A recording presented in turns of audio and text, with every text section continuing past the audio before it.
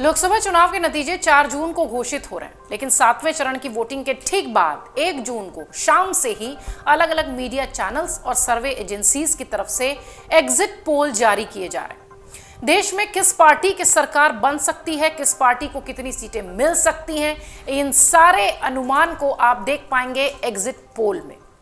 Exit poll के नतीजे तमाम समाचार चैनल्स में डिबेट्स की तरह दिखाई पड़ेंगे, यानी तमाम प्रवक्ता अलग अलग चैनल्स के नजर आएंगे। लेकिन इस बीच खबर यह है कि टीवी चैनल की किसी भी चर्चा में कांग्रेस पार्टी का कोई भी नुमाइंदा, कोई भी प्रवक्ता नजर नहीं आने वाला है। सूत्र कह रहे हैं कि कांग्रेस ने यह तय कर लिया है कि आखिरी चरण की वोटिंग के बाद टीवी चैनलों पर एग्जिट पोल की चर्चा में कांग्रेस पार्टी की तरफ से कोई भाग नहीं लेगा। कांग्रेस सूत्रों के मुताबिक एग्जिट पोल्स के जरिए सट्टा बाजार को प्रभावित करने की कोशिश हो सकती है, इसलिए पार्टी 4 जून को परिणाम का इंतजार करेगी, किसी एग्जिट पोल में शामिल नहीं होगी। एग्जिट पोल जो लगभग हर चुनाव के बाद कराए जाते हैं, पोलिंग बूथ से वोटरों के जो सैंपल्स हैं, वोटरों की जो राय है, वो एजेंसीज लेती हैं और उसके हिसाब से एग्जिट पोल निकाले जाते हैं। ये एक बड़ी बात है कि कांग्रेस पार्टी की तरफ से फिलहाल किसी भी एग्जिट पोल के कार्यक्रम में शामिल होने से मना किया गया है। लोकसभा चुनाव के परिणाम घोषित होने से पहले ही राजनीति के जानकार जमकर बयानबाजी कर रहे हैं। राजनीति के जानकार अलग अलग अनुमान लगा रहे हैं। कुछ एनडीए की सरकार बनने का दावा कर रहे हैं, कुछ इंडी गठबंधन की सरकार बनने का दावा कर रहे हैं। इंडी गठबंधन के रणनीतिकारों का मानना है कि यूपी में गठबंधन को उनकी उम्मीद से अधिक मतदाताओं का समर्थन मिल रहा है। वहीं कांग्रेस पार्टी ने भी इस बार भरोसा जताया है कि विपक्षी गठबंधन आईएनडीआईए की सरकार बन रही है। कांग्रेस के अध्यक्ष मल्लिकार्जुन खड़गे ने इस बात का दावा किया है कि 4 तारीख को इंडी गठबंधन की सरकार बन रही है। जयराम रमेश कह रहे हैं कि 4 तारीख को जैसे ही सरकार बन जाएगी इंडी गठबंधन की, 48 घंटे के भीतर प्रधानमंत्री के चेहरे का भी ऐलान हो जाएगा, नाम का भी ऐलान हो जाएगा। अगर आप देखिए तो पहले चरण, दूसरे चरण के बाद से ही जिस तरीके से इंडिया गठबंधन के हौसले बुलंद हुए, गठबंधन के नेताओं का भरोसा बढ़ता चला गया और अब वो केंद्र में सरकार बनाने की स्थिति का दावा कर रहे हैं। इंडी गठबंधन के रणनीतिकारों का मानना है कि यूपी में गठबंधन को सबसे ज्यादा फायदा मिलेगा, समर्थन मिलेगा। इंडी गठबंधन के नेताओं को तृणमूल कांग्रेस और बीआरएस का साथ मिलने की भी पूरी उम्मीद है।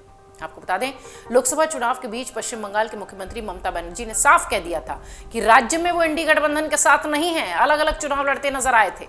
उन्होंने कहा था कि केंद्र में अगर विपक्ष की सरकार बनती है तो टीएमसी बाहर से समर्थन देगी। उन्होंने ये भी कहा कि हम केंद्र में सरकार बनाने के लिए इंडिया ब्लॉक का समर्थन करेंगे, ताकि हमारी जो माताएं बहनें हैं उनको कोई समस्या ना हो और जो लोग 100 दिनों का काम कर रहे हैं, जो 100 दिनों की नौकरी के योजना पर काम कर रहे हैं, उनकी समस्याओं का समाधान हो। बाहरी समर्थन वाली टिप्पणी पर टीएमसी प्रमुख ने यह भी कहा था कि वो राष्ट्रीय स्तर पर इंडिया गठबंधन का हिस्सा है, न कि राज्य के स्तर पर उनकी कोई बाध्यता है।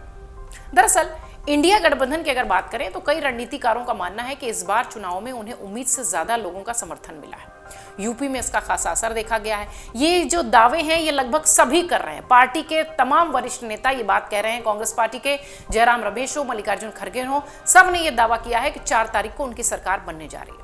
जिस तरह से सपा कांग्रेस की जनसभाओं में लोगों का जनसैलाब दिखाई पड़ा, उसके बाद विपक्ष को ऐसा लगने लगा कि यही जो भीड़ है यही वोटर में तब्दील हो रही है। अब ये हुई है या नहीं ये तो 4 जून को पता चलेगा, लेकिन विपक्ष का ये दावा है कि यूपी में 30 से 35 सीटें उन्हें मिल रही है। इस तरह दिल्ली, हरियाणा, कर्नाटक जैसे राज्यों में भी इंडी गठबंधन कांग्रेस अपने आप को बढ़त में देख रही है। लोकसभा चुनाव के परिणाम घोषित होने से पहले देश के जाने माने चुनावी रणनीतिकार और जन स्वराज पार्टी के प्रमुख प्रशांत किशोर लगातार बीजेपी की जीत का दावा कर रहे हैं। प्रशांत किशोर ने एक बातचीत में कहा था कि एनडीए की जो सीटें हैं वो 400 पार तो नहीं जा रही हैं, ना ही बीजेपी 370 ला रही है, लेकिन हाँ 270 के नीचे भी आंकड़ा नहीं है। इसी के बरक्स योगेंद्र यादव चुनावी रणनीतिकार माने जाते रहे हैं। उन्होंने भी ये दावा किया है कि लगभग 250 के आसपास की सीटें जो है वो नुकसान में बीजेपी को दिखाई पड़ेंगी।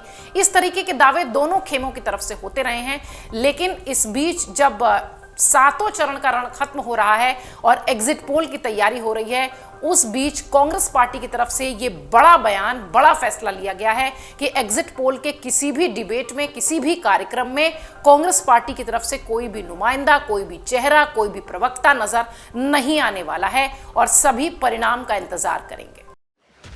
एग्जिट पोल 2024 1 जून शाम 6 बजे से लोकसभा चुनाव के नतीजे 4 जून सुबह 7 बजे से देखिए चुनाव नतीजों से जुड़ी हर खबर सबसे पहले, सबसे सटीक, केवल अमर उजाला पर, amarujala.com।